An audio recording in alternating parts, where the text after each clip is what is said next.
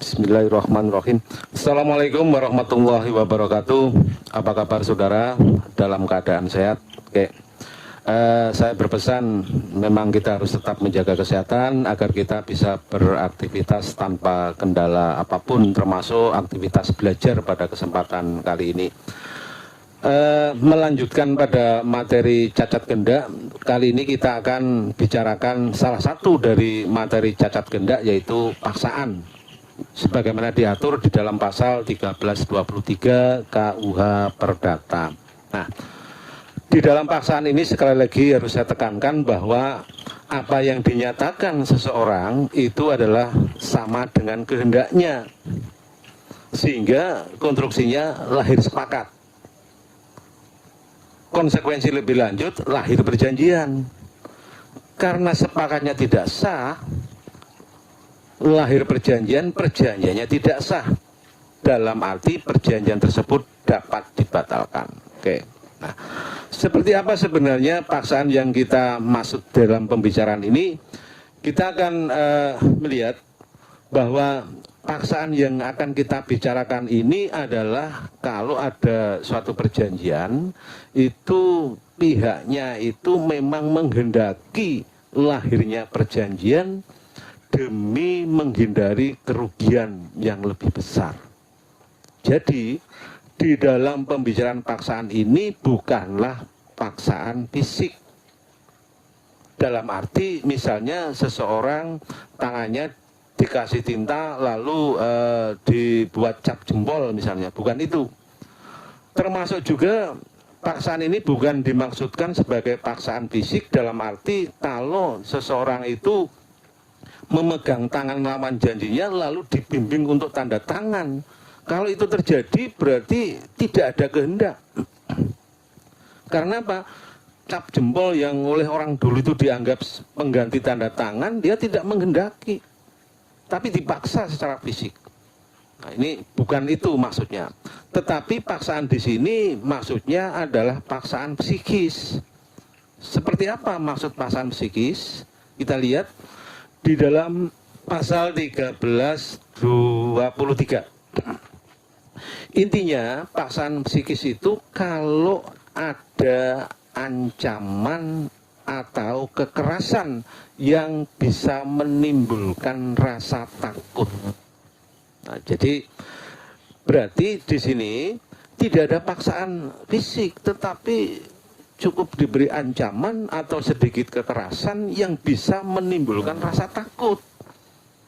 Oleh siapa? Menurut pasal 1323 bisa dilakukan oleh siapapun juga. Jadi tidak terbatas pada lawan janji yang memberikan ancaman atau kekerasan, tapi boleh dilakukan oleh pihak ketiga, bahkan punya kepentingan atau tidak secara langsung atas lahirnya perjanjian. Jadi diperluas. Subjek yang memberikan ancaman diperluas, tidak hanya terbatas pada lawan janji. Nah, seperti itu. Ini yang harus dipahami yang pertama. Nah, ancaman atau kekerasan yang bisa menimbulkan rasa takut itu haruslah terang dan nyata. Artinya apa? Artinya rasa takut yang ditimbulkan oleh ancaman atau kekerasan itu tidaklah rasa takut yang dipersangkakan. Misalnya apa? Ketika seseorang merasa mendapatkan paksaan hanya karena apa? Lawan janjinya membawa pistol misalnya.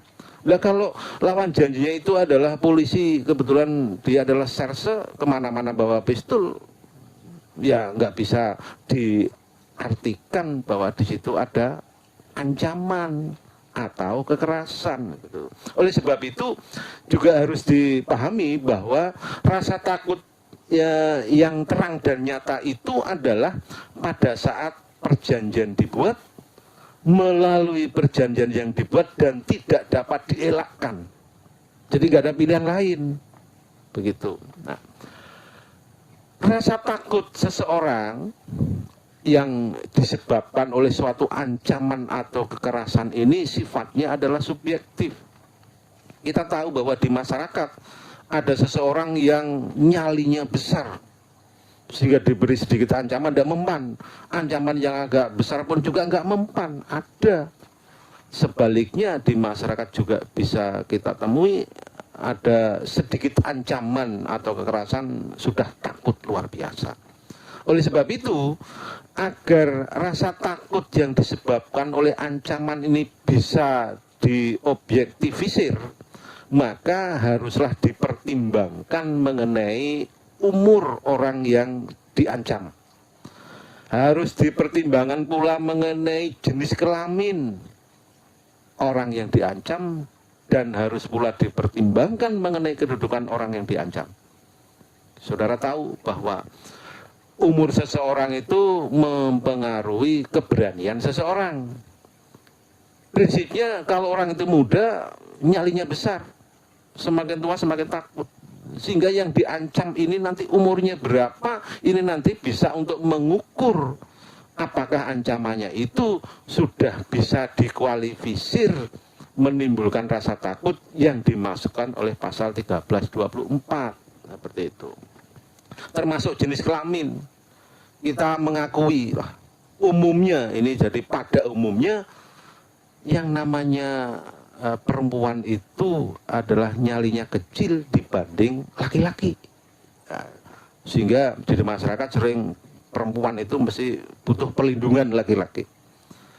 Tetapi kalau terjadi sebaliknya, ada perempuan yang lebih berani, itu berarti perkecualian.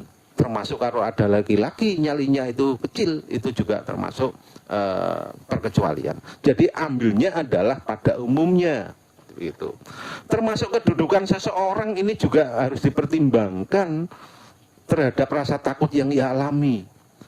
Prinsipnya, kalau seseorang itu sedang mempunyai kedudukan tertentu, yang mempunyai kedudukan yang strategis, ini pasti rasa takutnya lebih tinggi.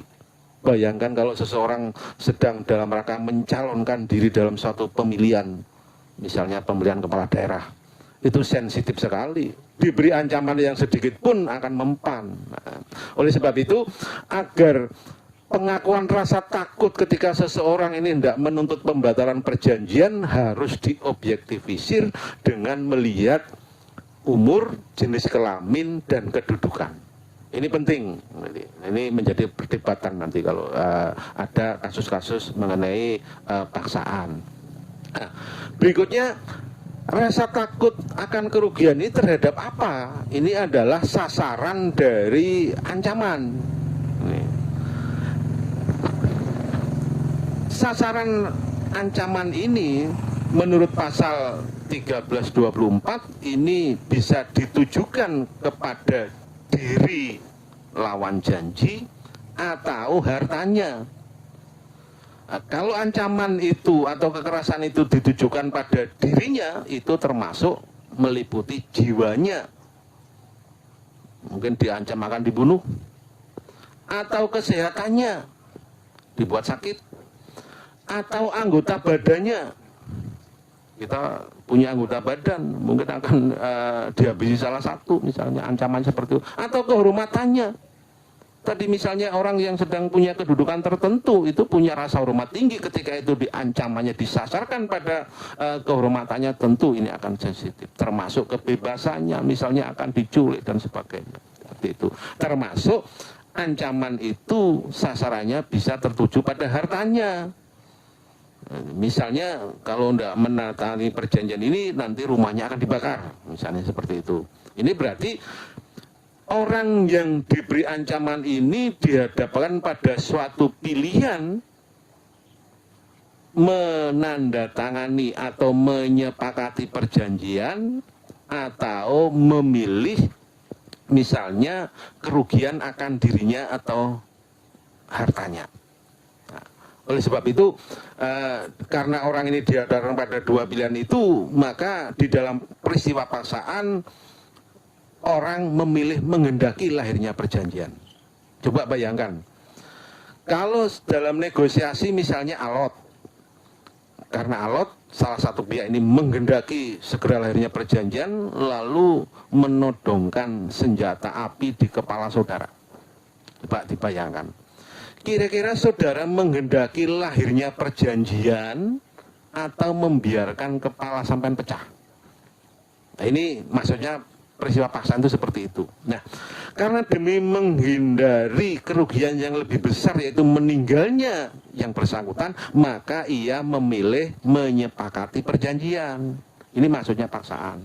Nah, kemudian oleh pasal berikutnya 1325 bahkan sasarannya itu diperluas. Tidak hanya sasaran itu ditujukan pada diri atau harta lawan janji, tetapi diperluas sampai suami atau istri. Kalau yang membuat perjanjian suami, ancamannya bisa ditujukan pada istrinya atau harta istrinya. Seperti itu. Sebaliknya kalau yang membuat perjanjian itu adalah istri, bisa ancaman itu disasarkan pada suaminya atau harta suaminya. Bahkan di samping itu juga diperluas sampai sanak keluarga dalam garis lurus ke atas sampai ke bawah. Ini dari gambaran skema ini saudara bisa menyimpulkan yang pertama bahwa subjek yang mengancam itu diperluas hingga sampai siapapun juga termasuk pihak tiga. Bahkan kalau ia tidak punya kepentingan apapun, itu termasuk juga bisa diklasifikasikan sebagai pelaku ancaman. Kemudian sasarannya juga diperluas. Ancamannya tidak hanya ditujukan pada diri lawan janji termasuk diri dan hartanya, tapi juga diperluas hingga sampai suami atau istri atau sanak keluarga dalam garis lurus ke atas maupun ke bawah. Ini yang menurut pasal 1323 dan seterusnya. Yang menjadi problematik di negara kita tahu bahwa ini adalah paksaan menurut KUH Perdata yang notabene adalah hukumnya orang Belanda. Gitu. Hukumnya orang Belanda, bukan hukumnya kita. Sehingga sasaran ancamannya pun juga sesuai dengan sendi-sendi kehidupan sosial di sana. Coba saudara lihat. Ternyata sasaran ancamannya itu ditujukan pada hartanya, harus milik harta lawan janji atau diperluas suami istri atau sanak keluarga. Itu baru mempan. Nah kalau di Indonesia misalnya, saudara lihat di perumahan itu kan ada rumahnya yang sistemnya kopel, gandeng kayak kereta api, gitu kan. Nah sekarang kalau misalnya ancamannya tidak ditujukan pada lawan janji, enggak. Nanti kalau ditujukan pada lawan janji nanti kena pasal ini. Juga tidak ditujukan kepada suami istri atau sanak keluarga dalam garis lurus ke atas ke bawah, enggak. Tetapi ia akan mengatakan kalau tidak menyepakati ini perjanjian, maka rumah tetangga sebelah kanan saudara akan saya bakar.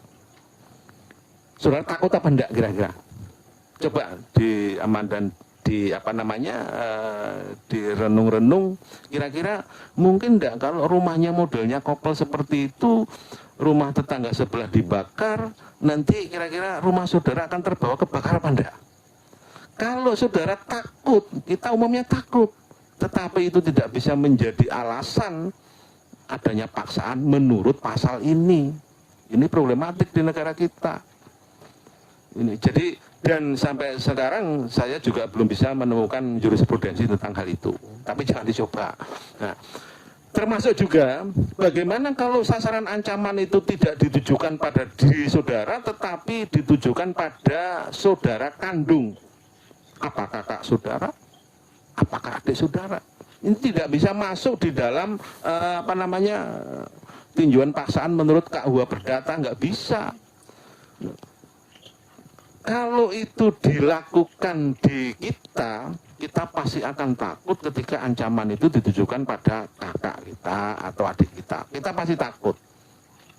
Tapi nampaknya di negeri Belanda itu berbeda.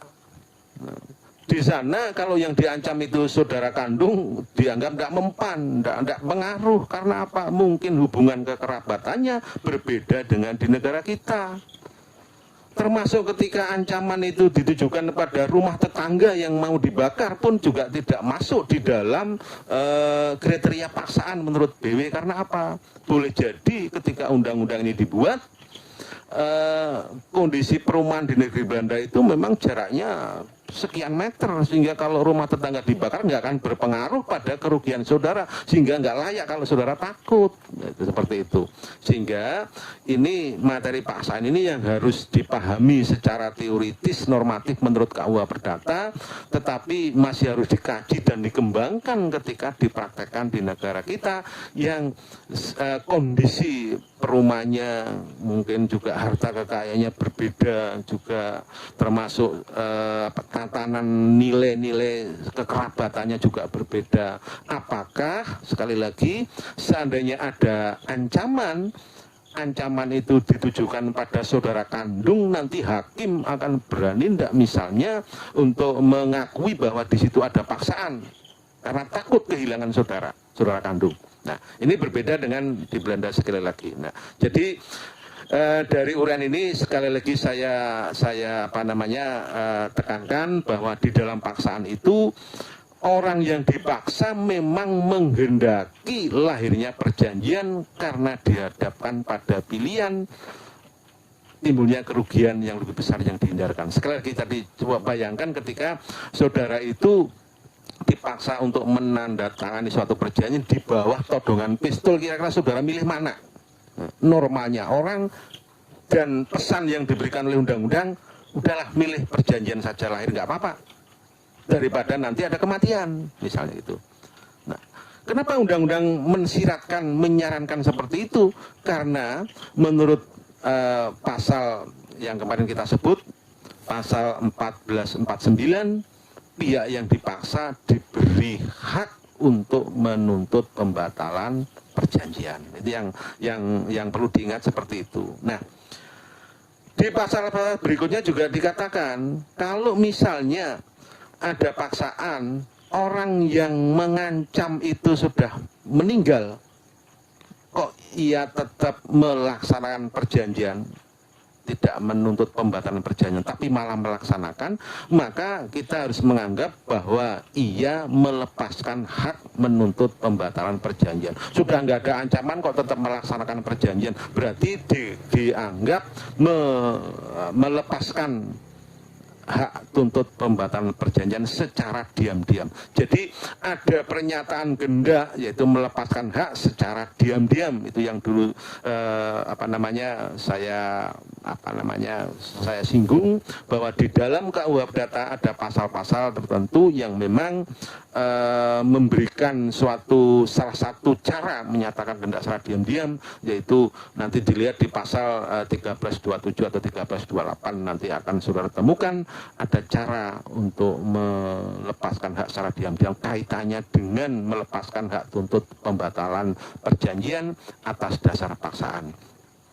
Saudara sekalian, ini yang bisa saya sampaikan mengenai paksaan. Mudah-mudahan ini bisa memberi manfaat di dalam rangka memahami materi paksaan sebagai salah satu bentuk cacat gendak yang membutuhkan kajian ketika diterapkan di negara kita Indonesia. Karena apa? Karena sistem kekerabatannya berbeda, kemudian tatanan kehidupan sosialnya juga berbeda. Apakah pasal 1323 dan seterusnya ini bisa diterapkan secara ketat, konsekuen menurut bunyi pasal KUH Perdata? Ini yang membutuhkan pemikiran, pengkajian lebih dalam, sehingga hal-hal seperti ini nanti menjadi tantangan bagi kita untuk mengaji lebih lanjut. Baik, sampai di sini uraian saya tentang paksaan ini, mudah-mudahan bermanfaat. Kurang lebihnya mohon maaf. Wassalamualaikum warahmatullahi wabarakatuh. Sampai ketemu di lain waktu.